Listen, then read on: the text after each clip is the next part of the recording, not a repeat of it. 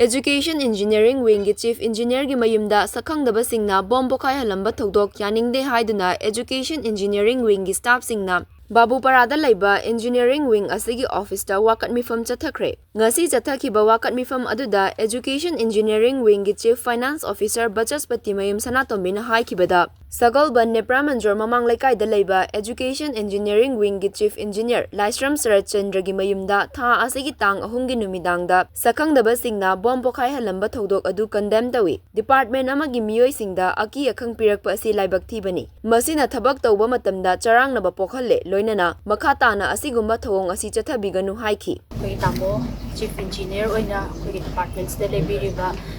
tamo Laisram Sarat Chandra Singha Sagomal Nepram Menjor mamang lekai doko nasida charakpa pung tarama thoiram minit kun muknungdangi June gi tang ahumgi numidangi pung tarama thoi minit kun muktaba charakpa pung phamsida sumaina